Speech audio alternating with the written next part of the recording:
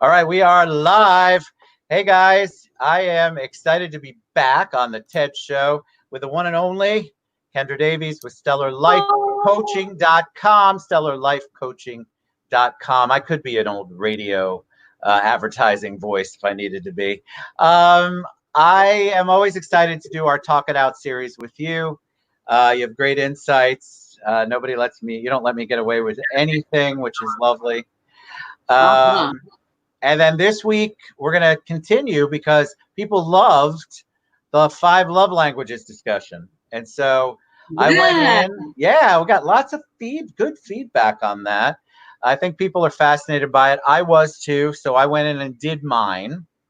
But enough about me for now. Kendra, tell them a little bit about you and Stellar Life Coaching, and then we can talk it out. Hi, everybody. My name is Kendra Davies, and I am a life coach and positive psychology practitioner, and I own Stellar Life Coaching here in Orlando, Florida.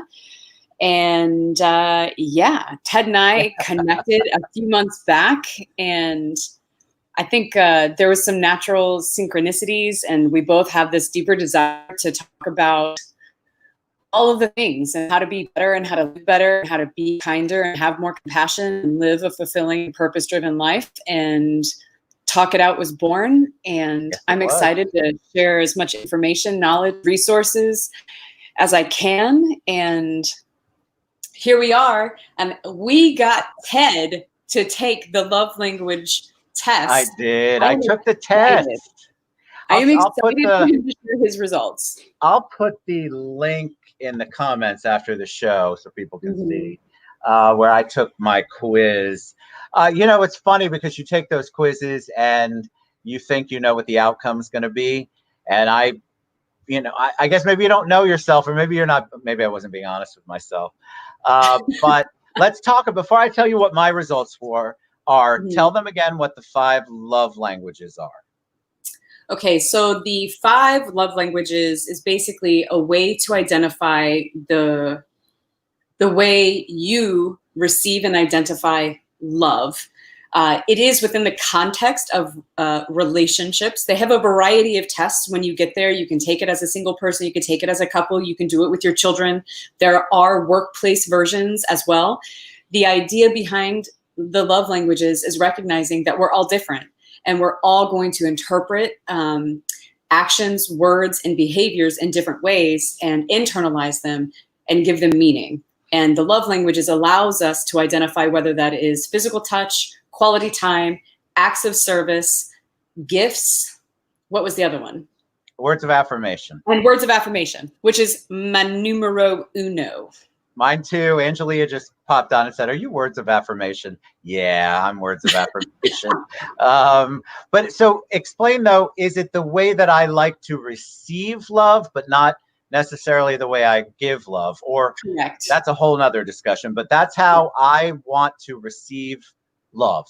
Yes. And so here's the thing, and I have shared this before and I can share this again. There's memes on the internet that basically tell you exactly what the love language is and how you can show up and things to avoid and why it matters to certain people. So if we're talking about your words of affirmation, we're talking about expressing your love in sincere words and explaining the reasons why. So saying words like, I love you is important, but sharing the reason behind why you love a person whose number 1 love language is words of affirmation is more important. You have to explain it. So Juliana just popped on and gave you a big heart. Hey, Shirley Stamper, what's up? So you have to say that one more time because it's not just the expression of it. It's not just the words. Right. You have to give the reason behind it in order for it to count. Mm-hmm. So there's actually a book called Nonviolent Communication by Marshall Rose. Damn it. Every time I say it, I get it wrong. Rosenberg. Rosenberg. Thank you. I think it's what you told me last time. And when he talks about giving compliments, he actually makes the suggestion that when somebody gives you a blanket compliment, like you're beautiful or you're such a good person, like practice asking what makes you say that. So if I say, Ted, I love you, that is nice, that is kind. But if I say, Ted, I love the way that you show up in the community and the way that you engage different people from all walks of life and how you take so much time out of your schedule to show up for the Orlando community. I just admire it, and I think it's wonderful, and I love you. Holy shit. So that's much better, because now I know you actually thought about it and it wasn't just reactionary or what you thought you had to say. Yeah. I like that. I like that. I think the same thing goes for compliments. I could tell you that you're pretty. I can tell you that you've got great style, but I can compliment that jacket. I can I love the peach jacket. That's like my favorite, right? But I think that we can also practice telling people why. Why are they beautiful? Why do you think that they're kind? And that's the best way to practice your words of affirmation, folks. I mean, I'm curious, is anybody not have words of affirmation in their top 2? I mean, yes. my top 2 were that's so fascinating to me, because as we shared earlier before, physical touch is 0% for me, and I'm a huggy person. How do you get 0 for that? Like, that's I don't like to receive hugs. It's fascinating to me. Well, and remember, it's not necessarily you don't like to receive hugs. It's just that in contrast to all of the other ways that somebody could show up for you, you'd rather them check all of those boxes. And if they didn't hug you, you'd be okay. It's so weird, because I'm such a touchy person. That's how I express it back, though. And that's where some of the confusion comes in, right? Because the way I receive it is sort of the way I give it. And maybe that's not necessarily what the other person wants to receive. Yeah. And I think that that's the whole point. You know, the foundation of the love languages is that if I can accept that I have a love language, you have your own love language, then it's not just that I can tell you what mine is, but now I know how to show up for you. Right? So in positive psychology, we talk a lot about how when we have,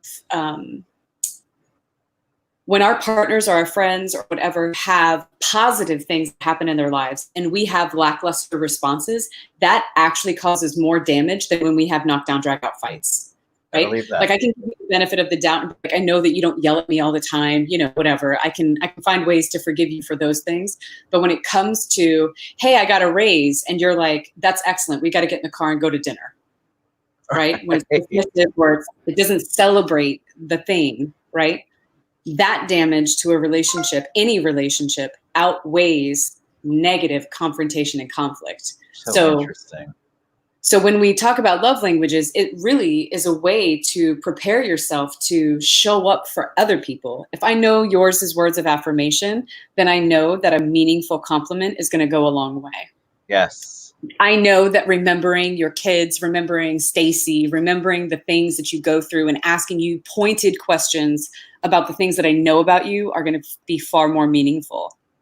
Well, yes, because there is thought and support and love and caring and compassion behind that. And the worst thing that someone can do, I guess, other than physical touch, no, the worst thing that someone can do is give me a hollow compliment. Yeah. Oh my God, it makes my skin crawl, and I can smell that a mile away, because that ish is just horrible. And but what happens is a lot of people have gotten through life and networking and business and relationships doing exactly that.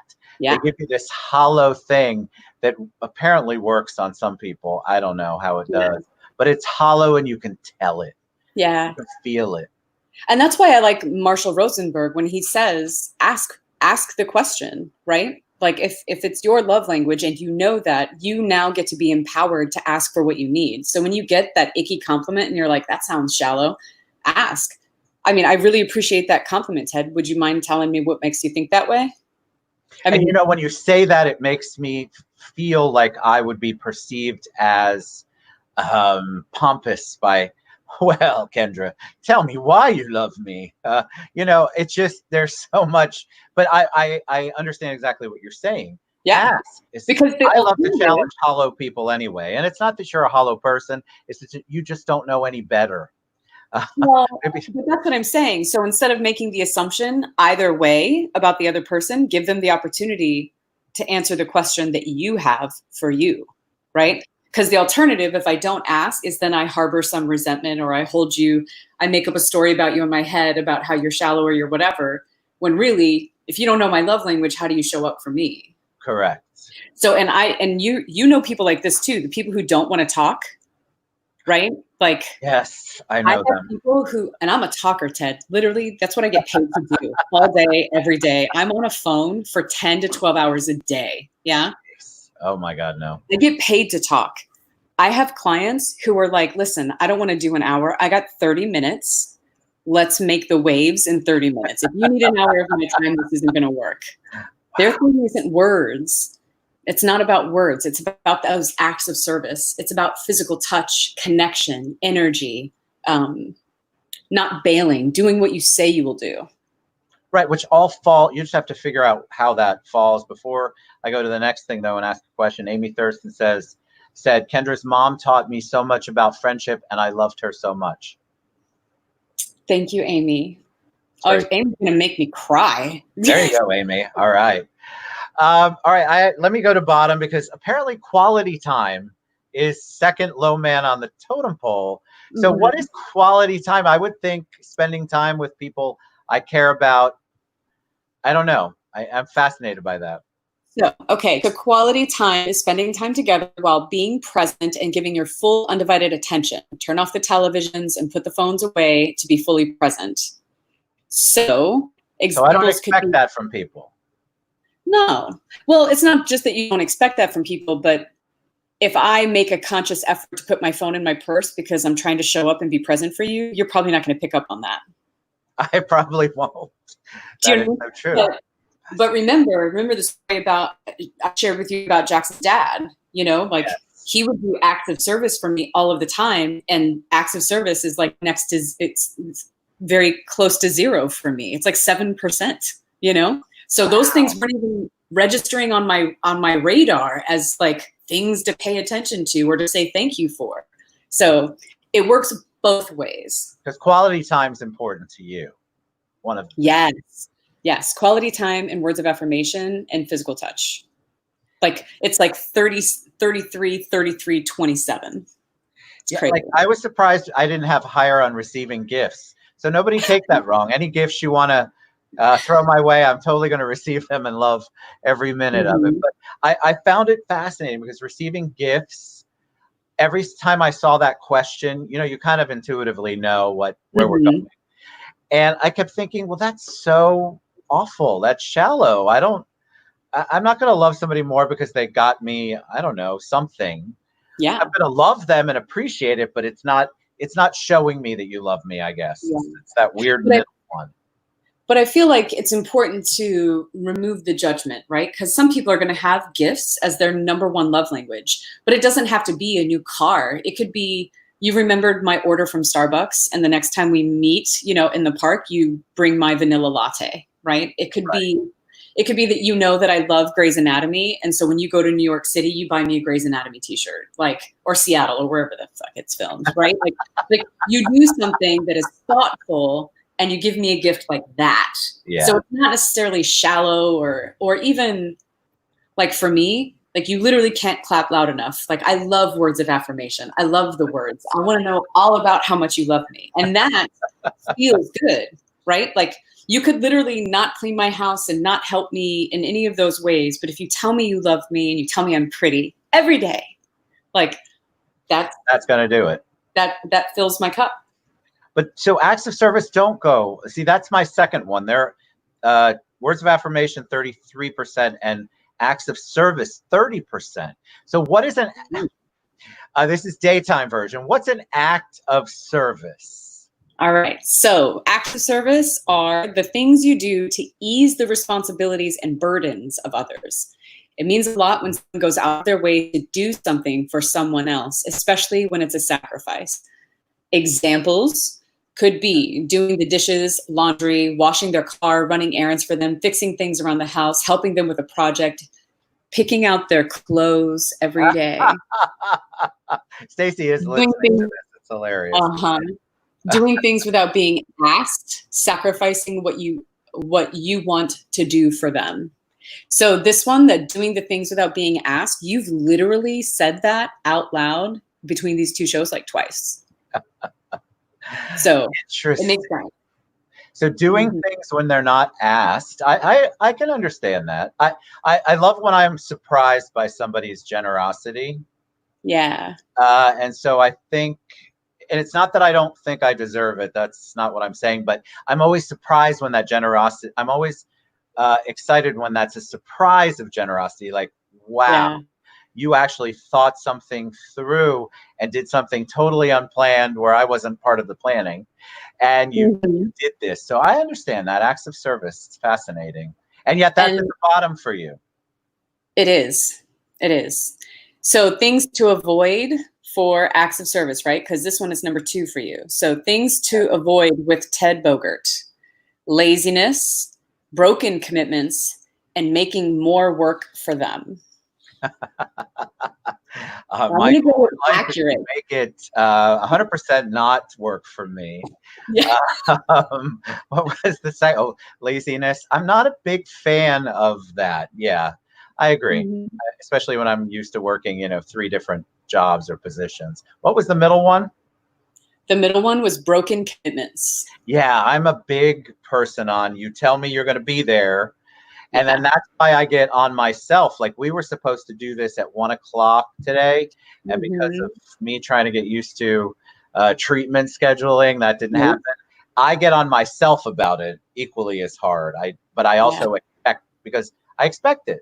Look, if you tell me if you're going to tell me you're going to meet me at 5 and you haven't called or left, and you say, yeah, I'm on my way. Yeah, I'm probably, we're only going to have one meeting, if even that meeting. And this is like, how much more empowering is it when you know what your love language is and you begin a new friendship or a new relationship and you can say, hey, listen, this is going to be really important to me. Like, I'm going to move mountains for this relationship when I know that you're going to do what you say you're going to do, and I can rely on you to help make my life easier. Because I'm going to do the same for you. I'm going to have that same expectation.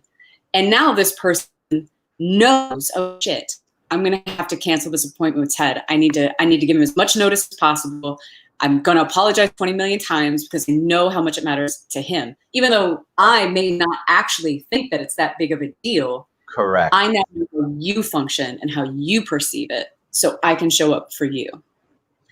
I think it's so important too. One of the things I was thinking about in my 25-second prep for my shows that I do is that this could be utilized for one of the relationships I think that is so critical yet so overlooked is the donor volunteer nonprofit relationship. And I think that volunteers, just like employees, just like your significant other, it doesn't matter, we receive it differently. We speak it differently.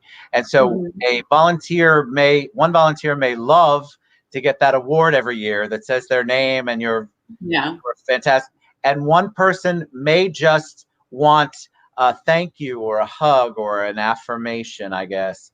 Yeah. They didn't need. And so I think it's just so important that we evaluate it. It has much more meaning and much more scope than just boyfriend, girlfriend.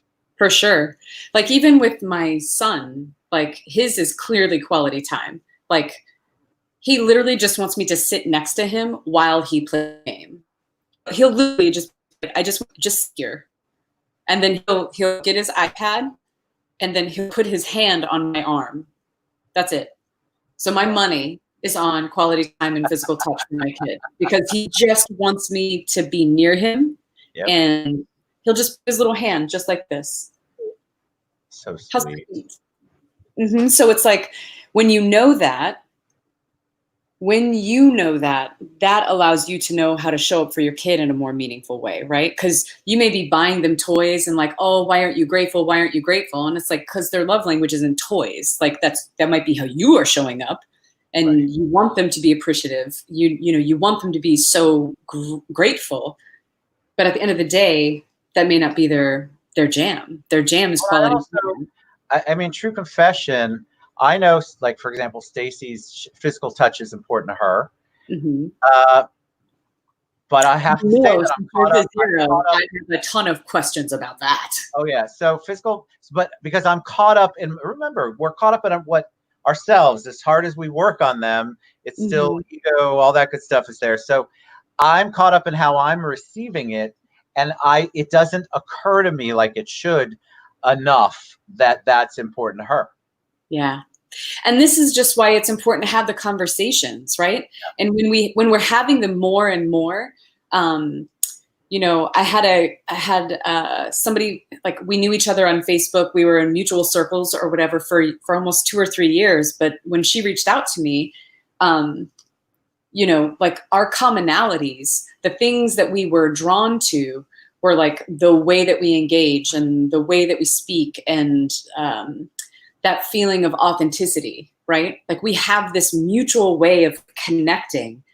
And when we started out our conversation, we were both like, tell me what you're passionate about. Tell me what the purpose is. Like, we want to have words, right, and things like that. But I've had other friends, or even dating, like guys who want to be like, let's go fucking skydiving on the first date. Like, chill out. I want to have all of that quality time, but there's also like levels that we're going to work our way up to. Not on the first date. No, chill out. All right, so I'm cognizant of your time. Oh, I'm good. Let's do it. Are you sure? All right, good. So I want to ask you, so your top was words of affirmation. What was second? Quality time. So it really was neck and neck for you on the two of those. Literally, they were tied, 33 and 33, I believe. So what is somebody, if you're in a relationship and you've got opposite ends of receiving, giving, right? Or opposite ends receiving, like for Stacey and I, like, so how do people get more cognitive? What are some of the ways that they can go, all right, I need to be more aware of this instead of being in my own self. Now, I'm not asking you to cure the common cold here, but just some tips on maybe how I can be better. We'll use me as an example. Sure. So I think that's things like, when it comes to touch, because yours is 0 for touch, Stacey's her number 1 for touch, I think having conversations are really important. So the majority of time when people have touch as a number 1 love language, it's not sex. It's touching my hair. It's, you know, being playful in the kitchen if I'm doing dishes. It's holding my hand when we walk. You know, it's putting your arm around me. It's very rarely about sex. I mean, don't get me wrong, that ain't bad either. But that's not like the whole deal, right? Right. So being able to have conversations and ask her, like, I know your number 1 love language is physical touch. What are the kinds of touch that you wish I gave more of? And you might be shocked. She might be like, can you smack my ass when you walk by? That'd be nice. She might say, you never know. What did she say? Stacey said, it's not grabbing my boob. That's my love language. Oh, and now you understand. Yeah. So because sometimes she'll be like, she'll grab my hand, and it's just that's not my natural way. And but I'm okay with it. It's just it's not, but to initiate it, I think is the whole point, right? I initiate the quality touch, adds to it, kind of like the I love you and here's why. They kind of go hand in hand. It has to be a little more than, all right, I'll grab your hand. I mean, sure. But you're also not supposed to be a mind reader, right? Like, part of the relationship, the dynamic is that you can say, okay, this is your number 1 love language. It's 0 for me. I have no idea what to do. Part of Stacey's job here and responsibility to the is to say, okay, well, if it's 0 for you, then you probably have no idea where to start. Here's some things that I would like or enjoy, right? And the example that I gave before with Jackson's dad, you know, his thing was acts of service for me. He was filling up my water bottle every day. And then when we would get into conflicts, he would say things like, nothing I do is good enough, because he's doing all of these things for me that I don't care about, because it's like fucking 7% for me. You know what I mean? Like, exactly. But he didn't know, and he doesn't know that that's not for you. But part of my responsibility in caring for that relationship and for caring for him as a person is recognizing that even though it doesn't rank high for me, he's still doing it. Yes. Like, it may not be my love language, but not acknowledging how people are trying, not acknowledging how people are showing up, I think can do damage. Now, he's still responsible to be like, okay, if I'm going to do the water bottle thing, I'm going to have to tell her I did that water bottle because I love you, because you're wonderful, and here's why. Like, Right. he's Exactly. going to have to give, it's the give and take, and work with mine and I work with his. And so for me, my giving language is gifts, right? Like Yes, you're a gift giver. That's correct. I am, and I want to give, and I don't even know how to describe it. Like, I have ideas of like, how can I do something absolutely fucking ridiculous for this person? Like, do they need an Xbox or a TV? I don't know. What can I do? You know? And being mindful that some people don't like that. Some people are going to be shut down. Some people won't want to accept it. It'll make them uncomfortable. And being able to be told, hey, that makes me uncomfortable, don't do that, and then me respect it is just as much part of the process. Wow. I am not that person. So gifts, planes, booze, houses, cars. I'm okay with that. Even though it says I'm not. No, I'm middle of the road on that. Middle of the road. Because you're doing more for the relationship by asking the question. Sometimes asking the question and being truly inquisitive and curious and wanting to change is this giant door that gets opened. Man. Because a lot of the conflicts with Jackson's dad were significantly impacted when I began to acknowledge what he did do, right? Because I'm me, so I'm a talker. You know what I mean? There's nobody is going to be like, Kendra didn't tell you what she needed. You know, right? A huge thing happened when I stopped being indignant, and when I stopped saying, I don't care about that. Stop doing it. I didn't ask you to do that. Don't do it for me if you're just going to hold it over my head, right? When I stopped doing that and I recognized that it is not my love language, it's not the thing that registers for me, but I can acknowledge that he's doing it, he began to shift. He became willing. You know what I mean? Because if I'm buying you a gift and it's uncomfortable for you, like if I go back to the beginning when I was just boundaryless, you know what I mean? And just giving things inappropriately, it's like, it creates conflict. It creates the icky feeling, and being able to recognize that icky feeling is my responsibility to figure out which giving is appropriate and to whom, and what relationships are worthy of that kind of giving from me is my work. Right. But then also, if you know me, then I'll say things like, hey, so I'm thinking I want to buy you a watch. Is that okay with you? Or no? I don't have to. I love that. Oh, hello. Say hi.